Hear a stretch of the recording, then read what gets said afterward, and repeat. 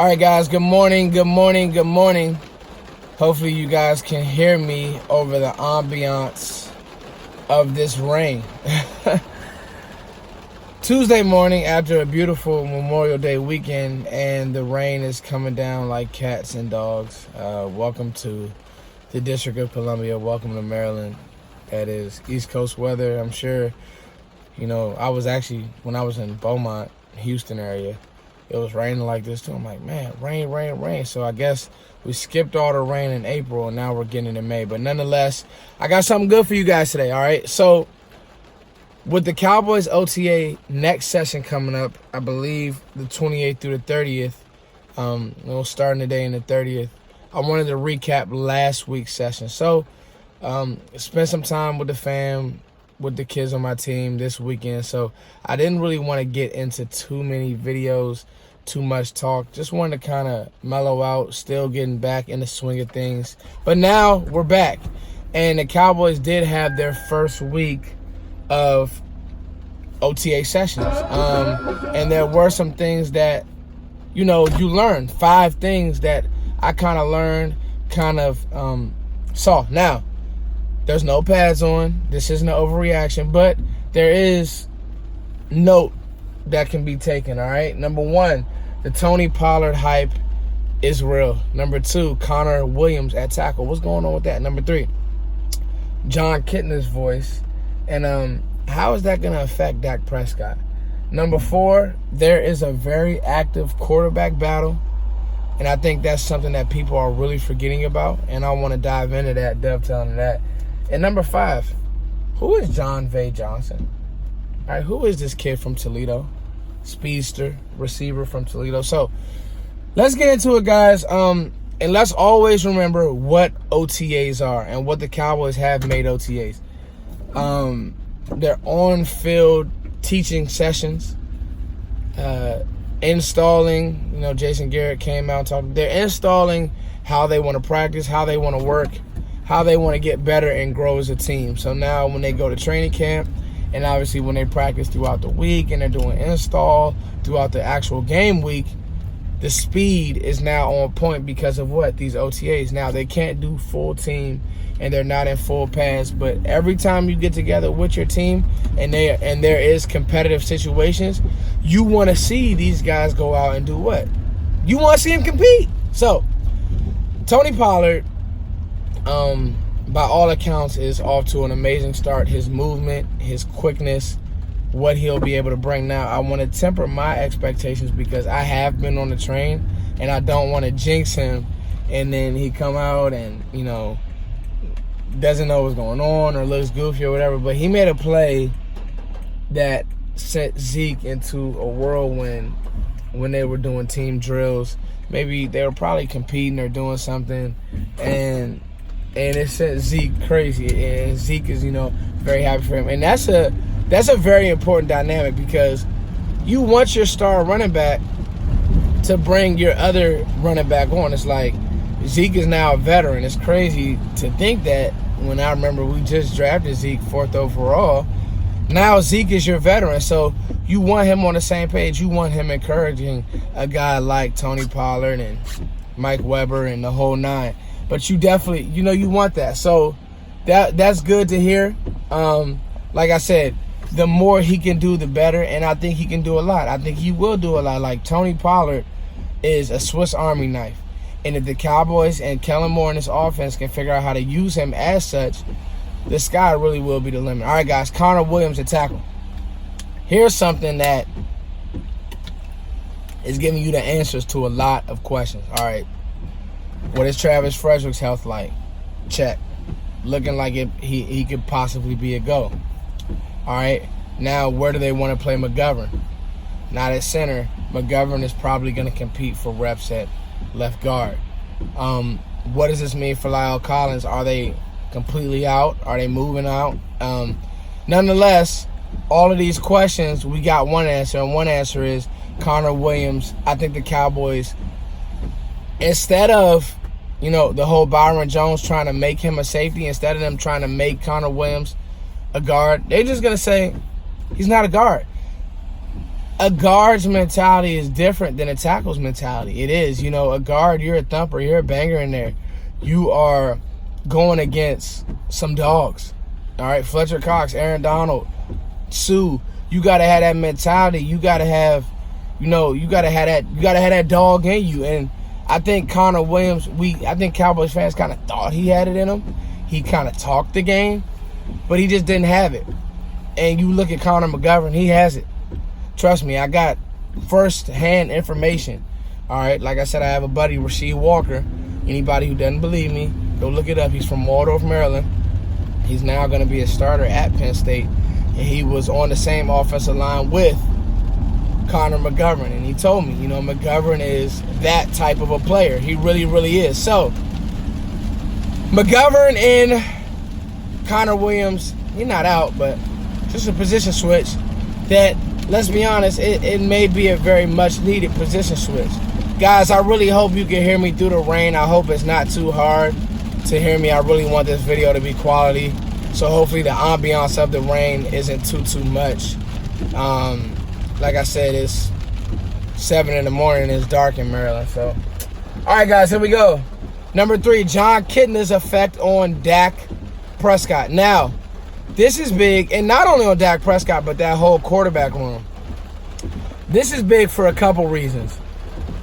Jon Kitna has always been, even when he played with the Cowboys in his backup role, he's always been a well-spoken gentleman who always kind of did less with more as a quarterback. Never had a big arm, never was the tallest, but was able to stay in the league and be successful. All right, had a stint in Cincinnati, was a really good quarterback. Came to Dallas, won a few games.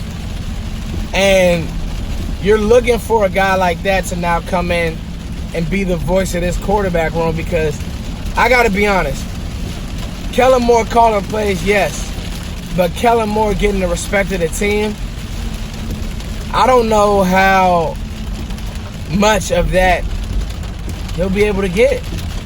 Only because I always say some players, if they weren't good, some guys will kind of look at them and say, and it's a real thing. If they weren't good, if they couldn't tell you certain situations, like, man, I remember when I was in this playoff game and this happened and that happened and the linebacker blitz. Well, Kellen Moore can't do none of that, especially not at the pro level. And so you just don't want his message to get stale, or not even get stale, but not be taken serious. Because why? Because the Cowboys quarterbacks don't take it serious. All right, y'all, I'm back. It was torrential downpours in the Maryland area at 7 in the morning. What's up with this weather? It's May, sunshine, blue skies, and instead it's rain. All right, guys, so back to the quarterback, and this is actually going to segue into the backup quarterback battle position.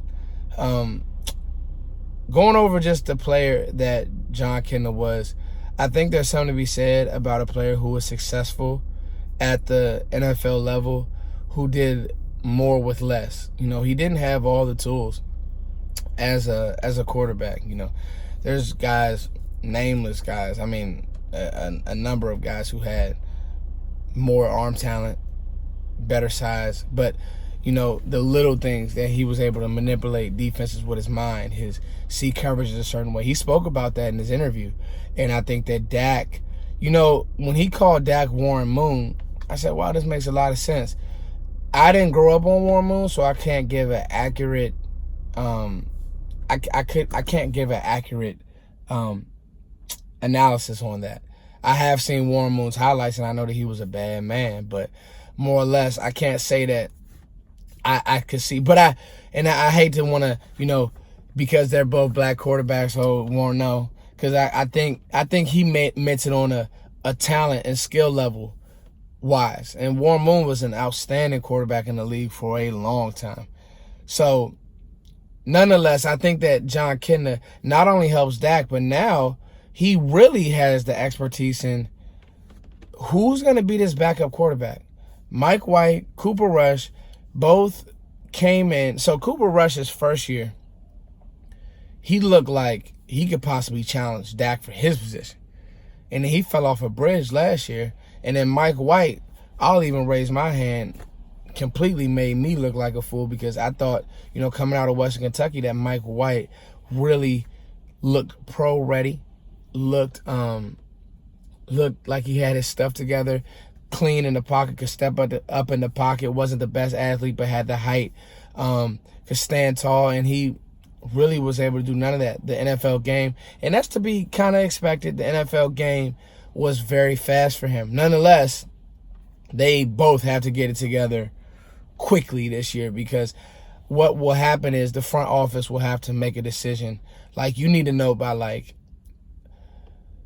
OTA session, you need to see how they're slinging the ball around, how they're making things happen, how they're throwing the ball, if they're throwing with timing, with accuracy. Because you also, by mid-training camp, you got to know if you got to go get a veteran. Only because you need to be able to evaluate your twos, your threes. You need to be able to evaluate the rest of these receivers who are in a position battle. And if you can't, if the offensive line is suspect and at the backup quarterback position, if they're not, making correct reads, if they're not throwing the ball correctly, throwing with timing, just looking like an NFL caliber quarterback, not even a starter, but just even looking like a solid backup, that's an issue. So this quarterback battle is very much alive.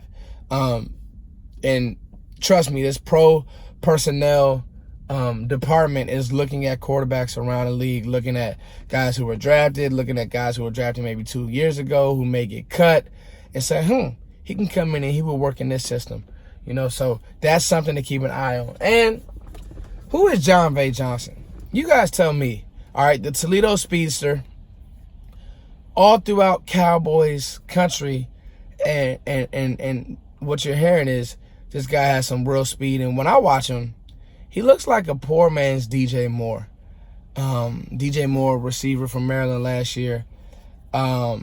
Very fast, very explosive. Had an okay year with Carolina. I think some of that had to do with the guy playing quarterback. I like him. I just don't love him. But nonetheless, this backup receiver position now is going to be intense because you see and you hear and you read that Jon Johnson is out there turning heads. He's out there running past dudes. He looks clean. He looks crisp. And while I say this, I always will say, let's temper expectations. But Cowboys fans, is there a guy who could emerge? I've been kind of wanting to hear and see about Cedrick Wilson. We'll see what he can do. He had a lot of big plays at Boise State in that offense. But a Jon Johnson. So what's going to happen is opportunities are going to come available because of injury and because of veterans kind of sitting out and not wanting to play in preseason. So if this guy gets a chance to make a play here, to there, everywhere, look out. All right, look out Noah Brown. Look out Lance Lenore. I don't even think Lance Lenore is going to get a chance to make this team, but look out some of these guys who we think are locks, and a kid, Jon Johnson, a rookie who has some pop. And that's what this Cowboys offense needs. Speed, speed, speed. Tony Pollard, speed. Amari Cooper, speed. Johnson, speed. We need to be a faster team. We need to be a faster team. So, Cowboys fans, what do you think of that? OTA kind of recap, just some observations more or less. You guys jump in. What are you guys hearing? Content coming to you guys. I'm back in the full swing of things. Make sure you guys follow me, all right? I don't put the follow tag down there for a reason. So make sure you guys follow me at Foots the King. Talk to me. Follow me on Twitter and IG. Follow the music. Foots Times Codes. Working on an album. I'm doing so many things. I don't care. I'm going to just go crazy doing a bunch of stuff. All right. It's your boy Foots. Coaching kids as well. Follow the Bowie Broncos 8U page as well. All right, guys. I'm out. It's your boy Foots. Peace.